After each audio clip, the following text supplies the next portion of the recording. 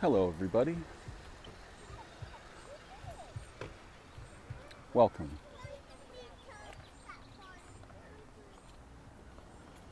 It's a very bright, warm spring day.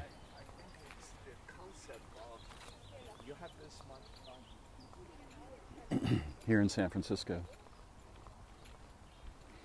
Now in San Francisco. Of course, the now that is this now will be both the same now and a different now from when you hear this. Thank you for coming to learn and listen, remember and forget, and grow together in the ways that I think we might have been meant to become with and for each other. Very grateful to have this time. We are both alive, embodied, disembodied, more than embodied, all the things. So I have two bookmarks in my mind, and the first one I can recall, but the second one I'm having trouble with at the moment.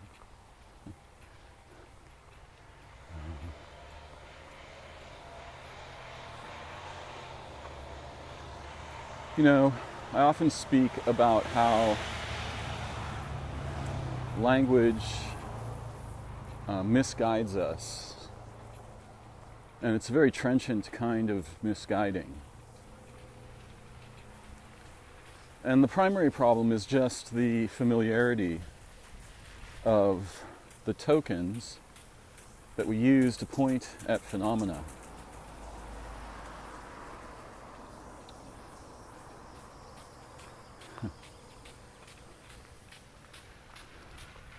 So, for example, if I begin to speak about the topic of UFOs, most of us will suppose that we know what I'm referring to. And the reference isn't mistaken.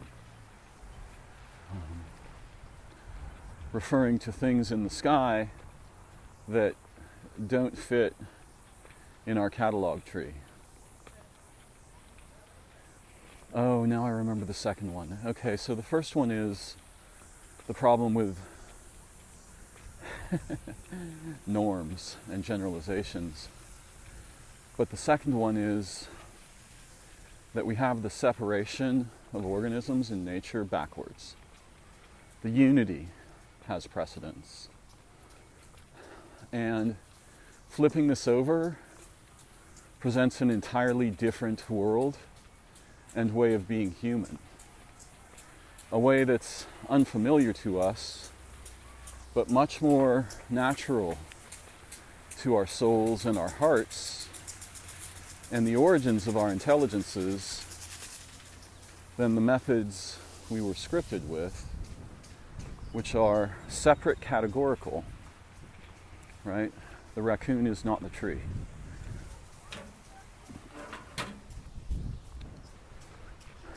Great. So I got that second one. So the problem with language is exactly what I was just describing.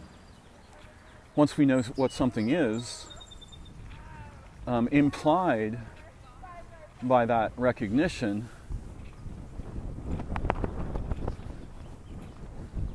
are all the things it is not. And that separation is the fundamental fiction. That's a false separation. Because any being, any situation, any circumstance is a unique instance of all beings, situations, and circumstances expressed in a form. And that form is just as unique as it may be similar to other forms we categorize that way.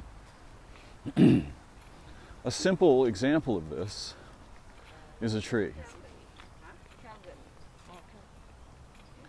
So, no two trees are the same tree, and trees, unlike many organisms, move primarily in time rather than in space. And this is extremely profound because it means that they are a concentrated localization of the characters of temporality. If you look at their structure, you will see this. You will notice the history of the tree, its relationships, its spirit, its origins, are written both in its extrinsic form, the trunk and branches and so on, but also in its intrinsic form, which we would not usually see unless we kill the tree. This is very important. Death often provides dramatic insight into the interiority of the beings who have departed from our physical, temporal, relational experience. And part of the pain that we feel when someone or a place or a being that we adore dies or is killed is precisely that transformation. The transformation of the familiar, expectations of continuity, desire, the fulfillment, moment to moment, and the comfort that we experience from their continued accessible presence in the physical layer. A close friend of mine was recently talking about an experience with a romantic partner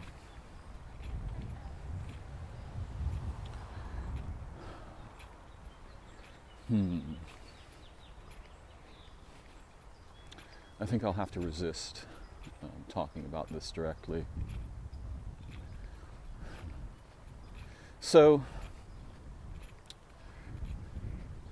when we think of death, we think of relationships, quote, cut short, unquote.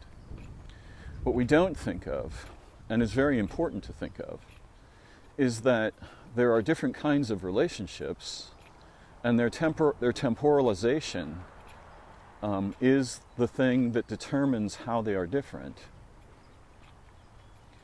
So that, for example, a mother becomes pregnant, she gives birth to a child, they madly adore each other, but within the first 6 months of their relationship, one of them perishes. Right?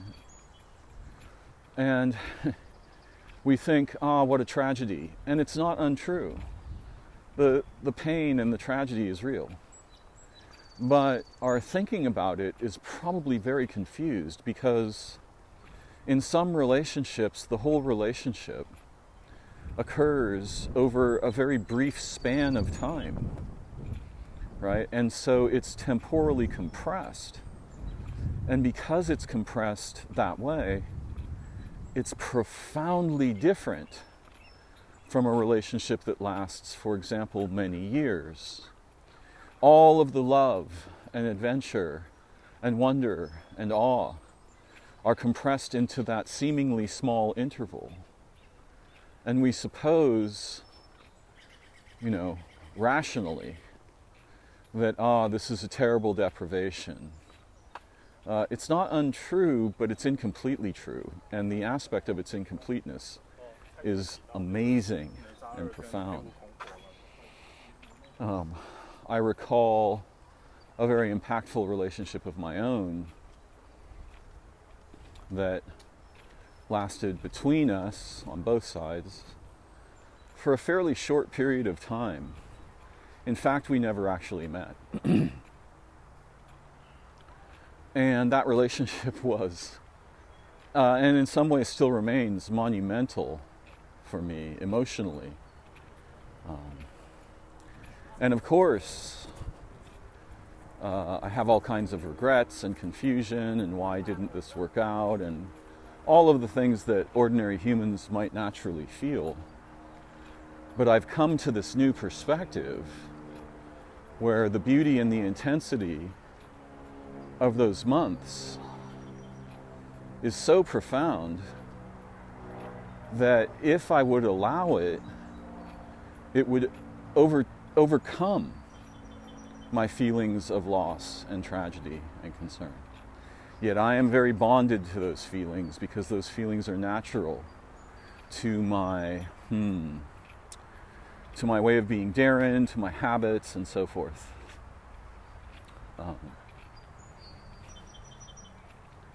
So it's very important to realize that life, living beings, they occupy continua in time, and they don't merely occupy them, they comprise continua in time. And so do their relationships. This is very important to understand if we are to see clearly into the nature of what it means to be in the physical layer, which can be thought of both as the outermost layer on a sphere, a sphere of incredible intelligence, transsentience, and complexity, and also the innermost layer, both at the same time. So, I recall one day I was going to attempt to cross the Golden Gate Bridge on foot, and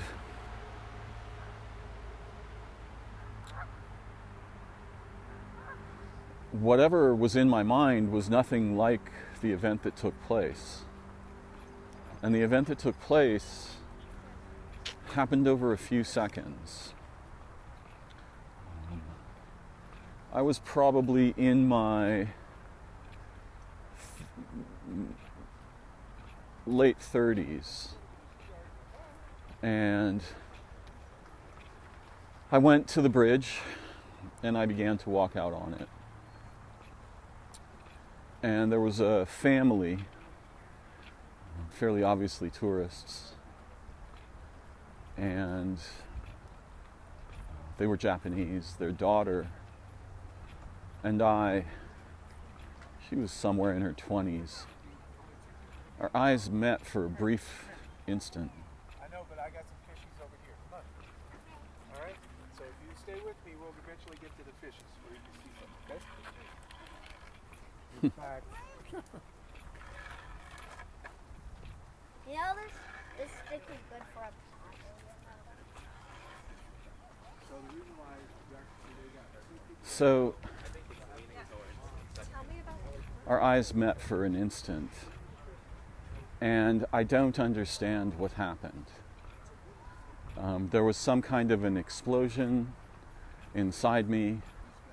Obviously, I cannot know what was happening in her, but I had the feeling very intensely that we were meant for each other in a spiritual way that was so intense and profound that it would overcome everything else in my life. Pure, impossible, transcendent. And this is not an experience I've had before, although the other romantic entanglement I was talking about was even worse in some ways. I remember the first time I saw that woman's face, my blood ran cold. I know this doesn't sound romantic, but I felt terror of beauty. Again, something I've encountered nowhere else. Both of these are sort of one-off events in my life, right? And naturally, I mourn the unfulfilled, right? The unrequited nature of these situations. But what if I flip that over and value the idea of having a whole lifetime of a relationship, children, grandchildren, births and deaths, jobs and creativity and all kinds of things. What if all of that was compressed into that moment when our eyes locked?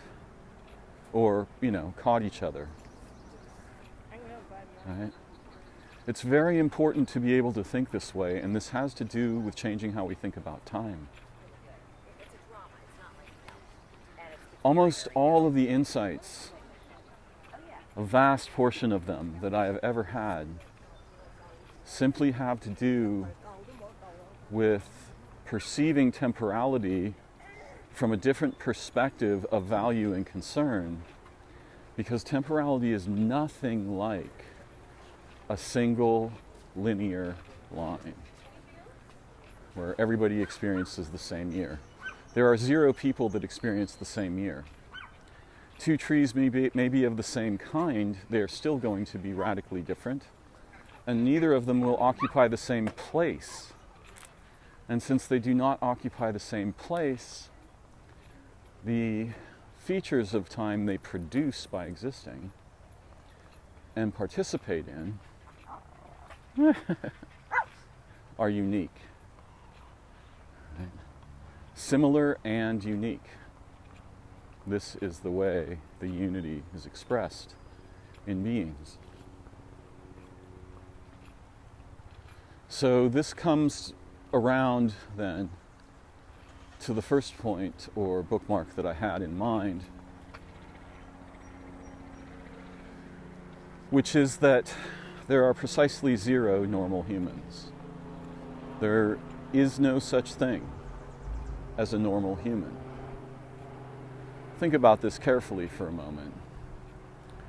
What is the number of variables that produce a human being? Well, 1 billion isn't even a beginning. 1 trillion isn't enough. 1 billion trillion still falls catastrophically short. The number of variables that produce any organism are not merely infinite, they are a layered order of self-expanding infinities over time. Because you're not just produced at the beginning and then you're all set up. Your production, quote unquote, is ongoing moment to moment. So it is impossible to get any kind of a grasp, rationally, on this number of variables. There is no such thing. This is what I mean when I say our ordinary ways of thinking are not merely deceptive, they blind us. Right? We cannot see beyond them because we're used to using them to see with, in thought and evaluation. This is what the madman Alfred Korzybski became aware of and attempted to bring into the developmental awareness and moment-to-moment behavior of human beings with his book, Science and Sanity. So when I use the word tree, I think I know what I'm talking about. This is the problem. I'm talking about something that layered infinities of variables produced, and layered infinities of variables are transforming, and layered infinities of variables are, in this moment, expressing themselves as this thing, the being, the more than merely a being, that I refer to as a tree. So we moderns have fallen under the spell of a particular form of generalization. You can see that the word tree is a generalization over a continuum, the continuum of all trees in all of time. and also the continuum of all beings, all ways, all things.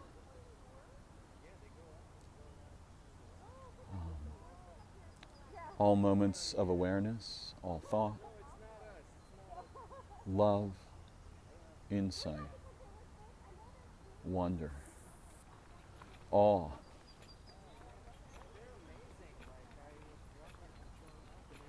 There's a guy here. He's walking like, I don't know, 12 dogs simultaneously. I mean, he's like a dog tree, right? He is the trunk of a tree of 12 dogs. Yeah, we see it. You too. Come on, leave the goat for the Yeah. All things are trees. The instancing of the organism tree is an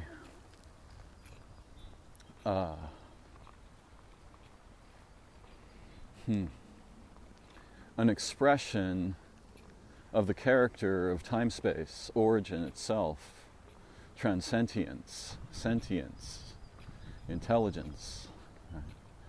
So the problem that we have is that usually, once we think we know what something is, an aspect of us tends to ignore it unless it appears to us either as a threat, in which case, better cut that down. It's one of the dumbest possible moves one could make, generally speaking. There might be some situations in which it's not. Or we think there's an opportunity there, right? Either one, we will pay attention.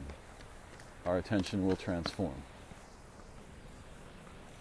What I'm trying to highlight here is that everything you see is an opportunity for insight. Because everything you see, less so, although perhaps uniquely with human technological productions, silverware and cars and computers and bombs and so forth. It's impossible to produce something that doesn't have this quality of being a unique expression of all circumstances, beings, and things in all of time. And this is what happens when you flip that, oh, the raccoon is separate from the tree, over. Oh, the raccoon and the tree are the same being. In fact, they're not even the same being. They are something it's very difficult to frame in language. They are an ever imploding trans unity, like more than mere unity. We don't have this concept of more than. We have the concept of more than one, but we think of it as two. We need to have the concept of more than one, more like the square root of -1, or 1 with an asterisk, which means every time you look at this one, there is an infinity more to see than last time you looked. That's how nature is. So, you hear in science things like, headlines, right? Whale songs turn out to be much more complex than we previously thought. Well, we weren't thinking. Or rather, the kind of thinking we were doing is essentially useless in understanding whale songs. Because whale songs are not just like bird songs or sunlight, right? They're not bait for discursive dissection and accounting. That's one way of understanding. That way of understanding is lethal to the soul, the heart, insight, awareness, love.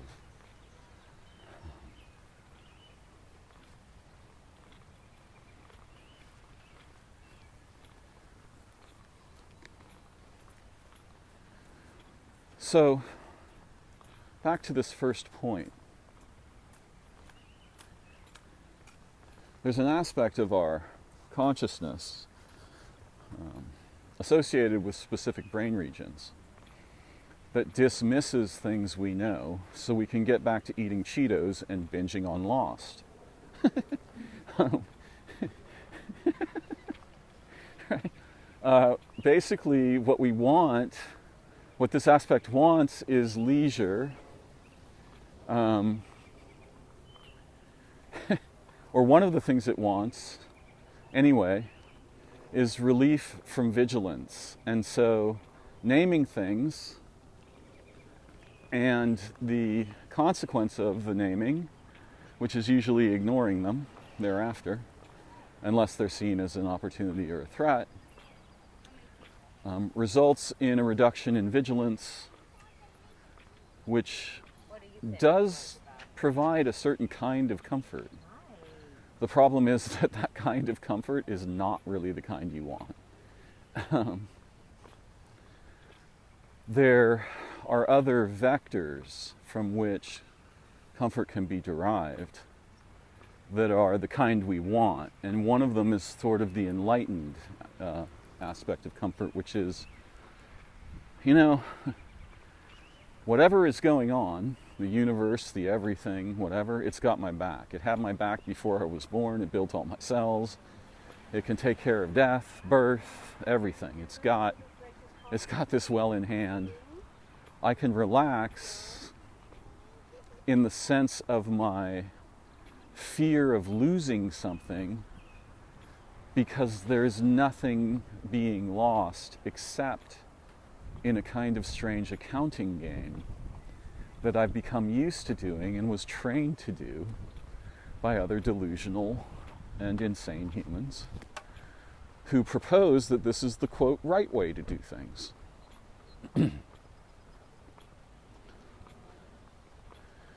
So the thing I want us to understand and see together today is that there are no normal humans. Normalcy, norms, are a fiction of analysis produced by generalization. It's very important to understand that we acquire this confusion primarily from certain ways of knowing, particularly science, war, and medicine. Although prisons are, prisoneering, that is a way of knowing among humans, that propose that everybody's the same and they should all be treated the same. They should all be seen as the same thing, when there's literally no chance that that is even possible. That is formally impossible.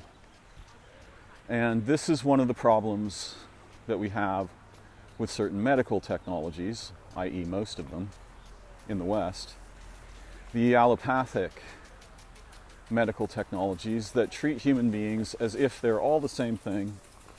And if something's wrong with Joe and it looks like what's wrong with Jane, those are, quote, the same thing and should be treated the same way. In Chinese medicine, traditional Chinese medicine, and Taoist medicinal arts, and other medical traditions such as Ayurveda, both things are included, right? The uniqueness of the individual is evaluated using non-ordinary methods, pulse measuring in TCM, and evaluation of the tongue, eyes, ears, nose, skin, right?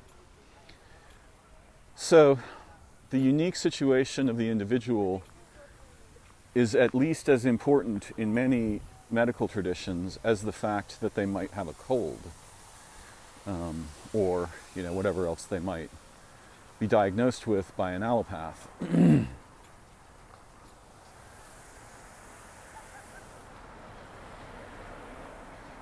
And this is a fiction, right? It's a fiction of generalization.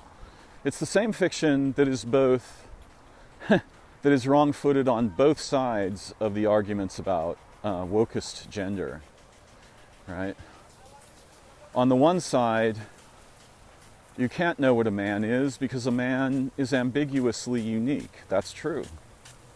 On the other side, there's no such thing as a man. That's untrue. So you can see it as a reaction against certain kinds of generalizations, It is the road, but it's sort of wrong-spirited. The freedom to be as we are moment to moment and have that be honored. Right? Each moment of our lives and our expressions and behaviors within our lives has myriad aspects of gender-like qualities. Now what?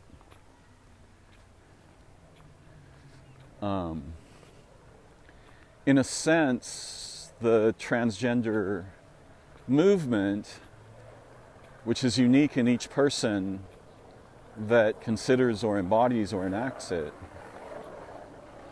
is a reaction to the prison of false categories. I am to be seen, for example, in relation to which genitalia I was born with. And that is, quote, what I am, a man or a woman. In this case, what we need are both things, right? Not one or the other. Then you have on the other side, you have people saying, those people are saying they're not men and they have, male genitals. That's not, they're just making shit up. Right? I have friends on both sides of this divide. I'm not on either side of the divide, although to dismiss what is commonly understood and promulgated as biological sex is to claim that doesn't exist, for example, or on the other side, or no, on the same side, that, I don't know. I don't want to get lost in the woods here. Yeah, I find this a very interesting argument because the defiance of categories is powerful and useful, but the mode of defiance can become misguided, especially when it becomes a way to otherize humans or even ourselves. Again, you can see there's a problem with generalizations on both sides, right? It's just a unique valence of the same problem. But there are no normal humans. The number of variables that produce a human is explosively trans-infinite, and it goes more infinite with every moment of their existing. Because the number of variables include everything, like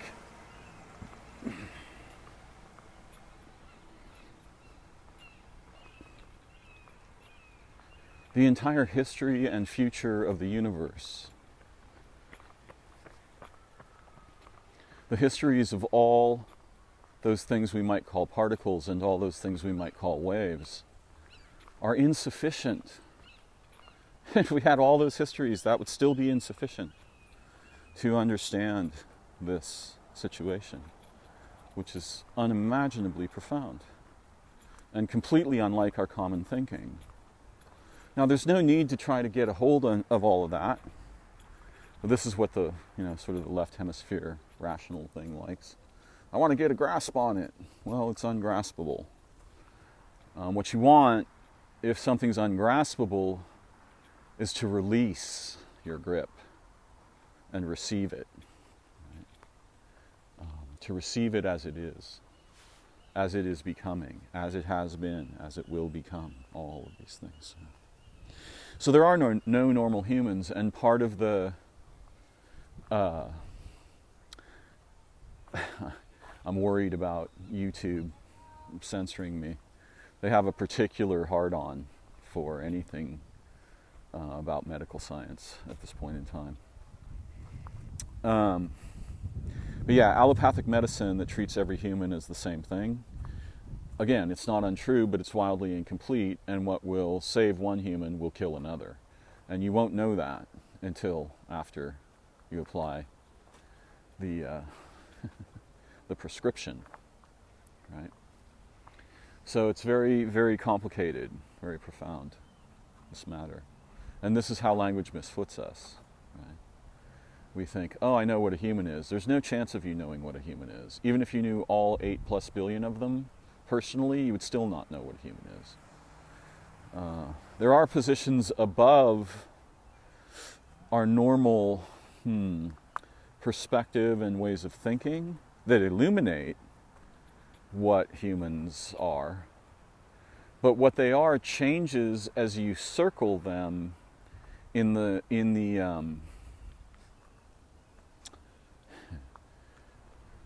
purposive and perspectival orientation that precedes evaluation and motivates it. Right? So purpose and perspective turn out to be most of what produces derivations over continua. They determine the species, the kinds of things we will see, and how we will measure them, how we will value or devalue them.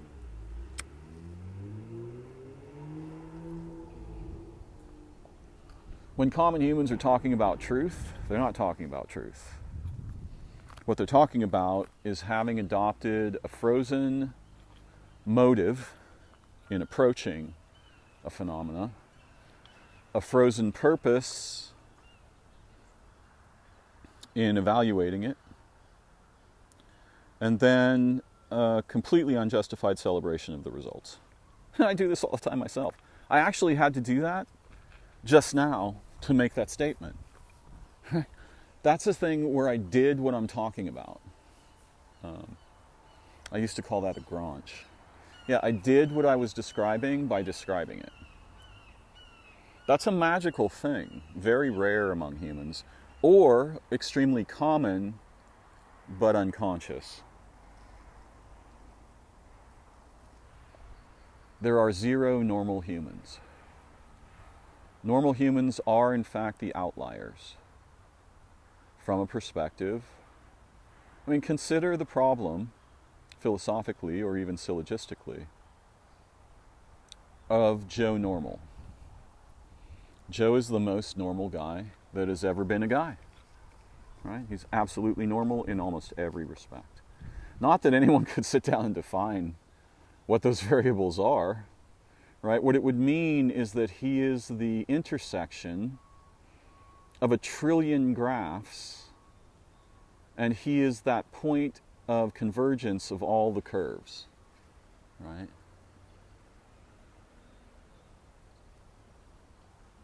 Here's the problem. That very status makes Joe extremely special. The most normal person is the most unique person at the same time. See the problem? I think you do. And if you haven't, you will. So, we live in a world that takes norms for granted and becomes upset if they're interfered with. Some of us. Some of us are more or less novelty seekers. But that can be a trap too, right? Because we're just looking for that one quality. It's the same problem with the most unique person and the most normal person. Same problem. I had a friend who was highly novelty driven. And since he was wealthy, he just kept getting more and more exotic food. It wasn't clear he was enjoying any of the food. He wasn't looking for nourishment, he was looking for newness. And since food is familiar, that's a tough mountain to climb, you see. Very challenging. So he was losing his experience of eating food, which is one of the most primal experiences of being embodied, and chasing an abstraction, which is newness, right? That which I've not yet experienced.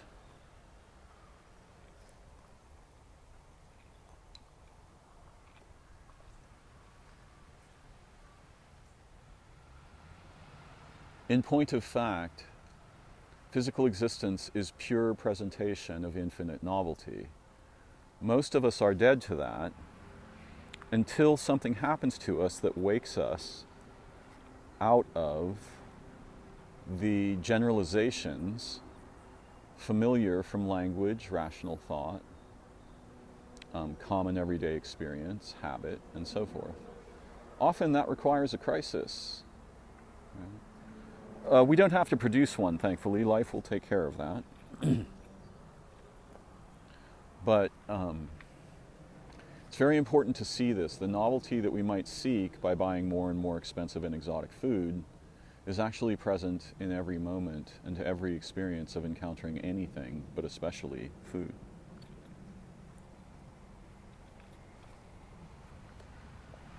Those of us who live in cities and boxes surrounded by electrical currents,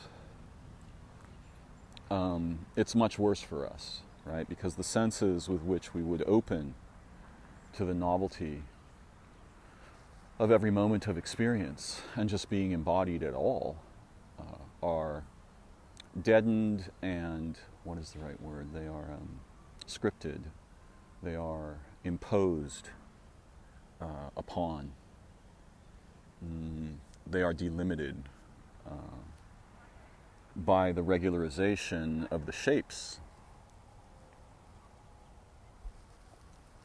And the electrical situation inside cities. Last night, our power was interrupted for 6 hours. What an amazing experience that was. Oh, the relief that I felt. Physical relief that I felt instantly when the power was cut. Locally, just to maybe one city block. Oh my God.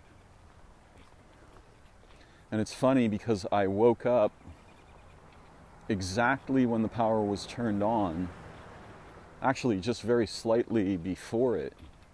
So my body was obviously aware of the intrusion of the electrical fields.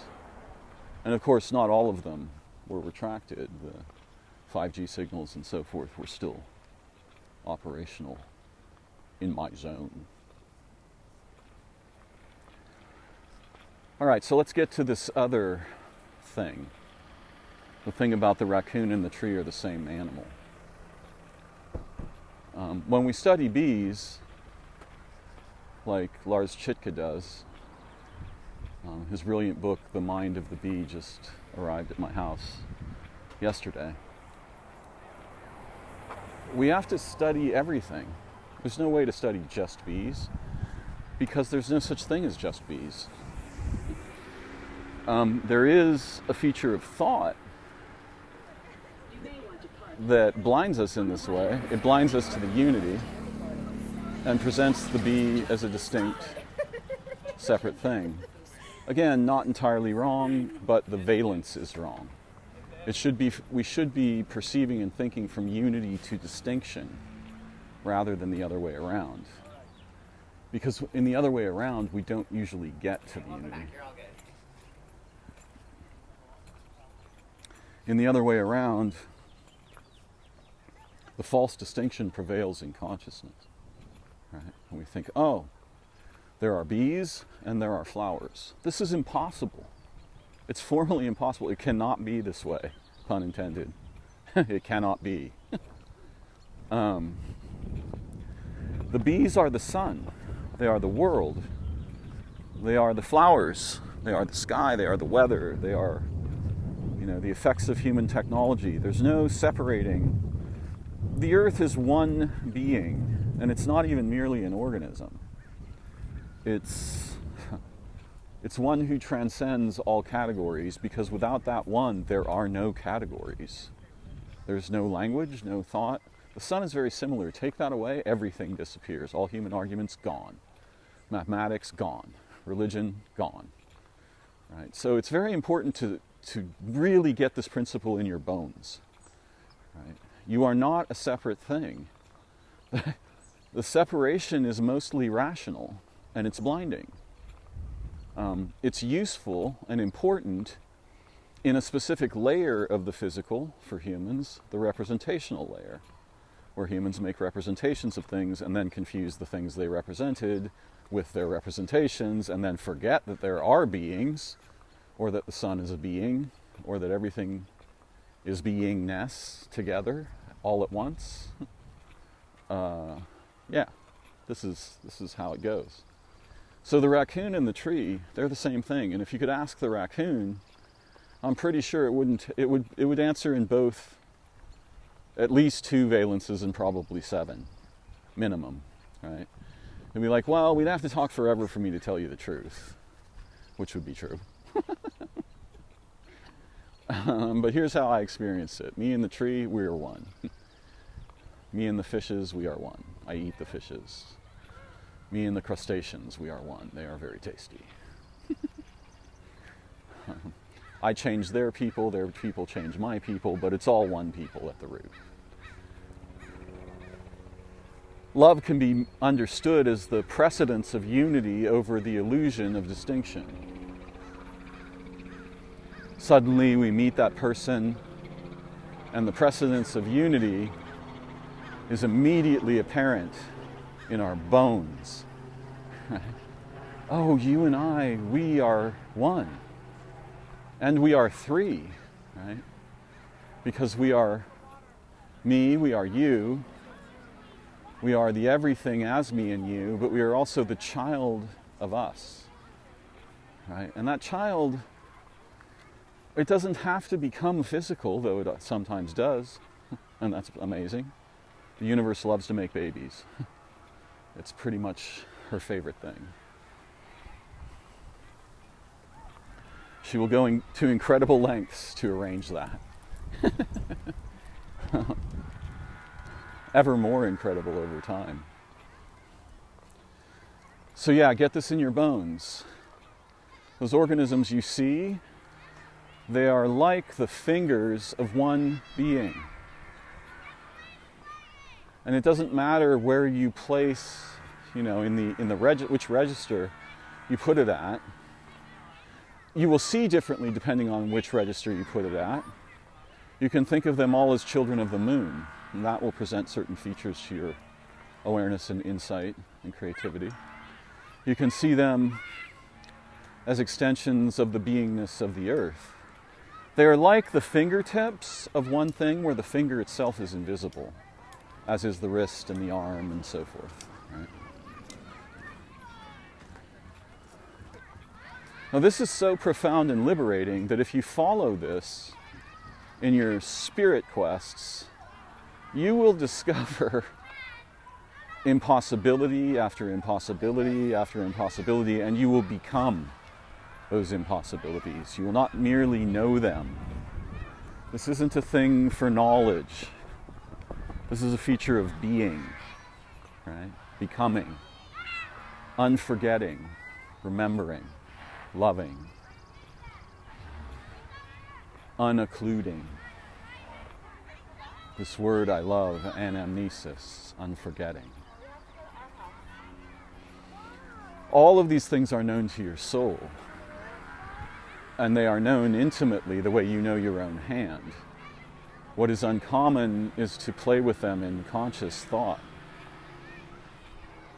It's very difficult to frame these things in language. This is something I have chased for much of my adult life. But of course, music is an attempt at this sort of thing, right? To speak the unspeakable. And insight and wisdom are similar. However, they are somewhat unique in the ways that the two words connote and denote. We tend to overlook the connotations because the denotations are so concrete to our accessible consideration. Yeah? So we see, oh, it's a bird, and then we go on to the next thing. If we felt and knew in our spirit, oh, it's the everything appearing now before me as this bird.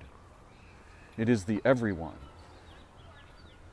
It is the impossible, infinite explosion of origin showing up and singing right in my face. This is the soul's way of knowing, the heart's way of knowing. This is origin within us, knowing.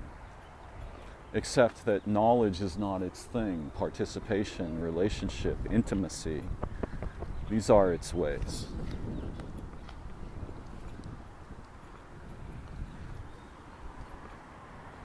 The octopus and the ocean are the same thing. The octopus and the history and future of life on Earth are the same thing.